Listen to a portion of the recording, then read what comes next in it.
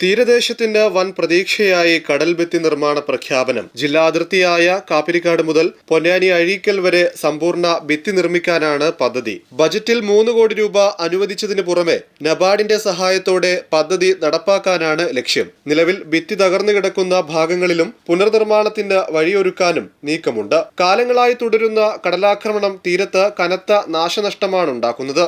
Chellanam model tetrapod പദ്ധതി നടപ്പാക്കാനാണ് നീക്കം. തീരദേശം കേന്ദ്രീകരിച്ചുള്ള ടൂറിസം സാധ്യത പ്രയോജനപ്പെടുത്താനും ആലോചനയുണ്ട്.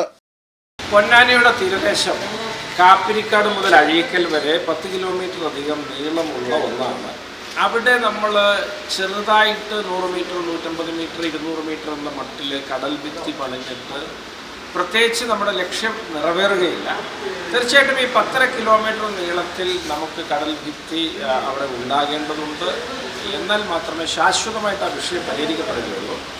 ഇവിടെ നിലവിലുള്ള ബജറ്റിൽ പൊന്നാനി തീരദേശ കടൽ ഭിത്തിക്കായിട്ട് ഒരു രൂപ പോലും നീക്കിവെച്ചിട്ടില്ല. ഈ പുതിയ ബജറ്റിൽ അല്ലെങ്കിൽ ഈ ആൾട്രേഷൻ ബജറ്റിൽ, ഈ പുതുക്കിയ ബജറ്റിൽ 3 കോടി രൂപ അതിനുവേണ്ടി നീക്കിവെക്കുകയും ബാക്കി തുക നബാർഡിൽ നിന്ന് സമാഹരിക്കുകയും ചെയ്യുമെന്ന് വളരെ സവിശേഷകരമായൊരു പ്രഖ്യാപനമാണ് ബജറ്റ് പ്രസംഗത്തിൽ മുഖ്യമന്ത്രി നടത്തിയിട്ടുള്ളത്. നബാർഡിൽ നിന്ന് സമാഹരിക്കുമെന്ന വാചകത്തിന് ഒരുപാട് അർത്ഥങ്ങളുണ്ട്. ആ അർത്ഥങ്ങളൊക്കെ വിമർശകർക്കും അഭ്യുദയകാംക്ഷികൾക്കും ഒക്കെ വൈകാതെ അത് മനസ്സിലായിക്കൊള്ളുമെന്നാണ് ഞാൻ മനസ്സിലാക്കുന്നത്. കാരണം ഈ നീണ്ട പ്രദേശം 10 കിലോമീറ്റർ ടെട്രാപോഡ് ചെല്ലാനം മോഡൽ കടൽ ഭിത്തി വരണമെങ്കിൽ എന്ത് തുകയാവുമെന്നുള്ളത് അത് ശതകോടികൾ വരും. അത് 500-600 കോടിയൊക്കെ വരും. അതൊന്നും സ്വാഭാവികമായി കണ്ടെത്തൽ സാധ്യമല്ലാത്തതിനാലാണ് നമ്മൾ ഇത്തരം ഏജൻസികളിൽ നിന്ന് അത് കണ്ടെത്തുന്നത്.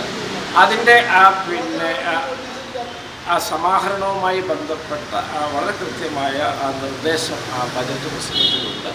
ഈ പദ്ധതി തീർച്ചയായിട്ടും അതിൻ്റെ ദിശയിൽ വളരെ കൃത്യമായിട്ട് നടക്കുക തന്നെ ചെയ്യുമെന്ന് പറയാൻ ആഗ്രഹിക്കുന്നു. സമ്പൂർണമായ കടൽ ഭിത്തിയാണ് നമ്മുടെ ലക്ഷ്യം. അതിലേക്ക് ഇത്തരത്തിലുള്ള ആദ്യ ചുവടുവെപ്പ് അത് വളരെ കൃത്യമായി, വളരെ ക്ലിപ്തതയോടുകൂടി ഈ ബജറ്റിലൂടെ നമ്മൾ വെച്ചിരിക്കുകയാണ്. അത് തീർച്ചയായിട്ടും നമുക്ക് എല്ലാവർക്കും ഒരുമിച്ച് അത് പൂർത്തിയാക്കാനുള്ള ശ്രമങ്ങൾ വരും ദിവസങ്ങളിൽ നടത്തേണ്ടതുണ്ട്.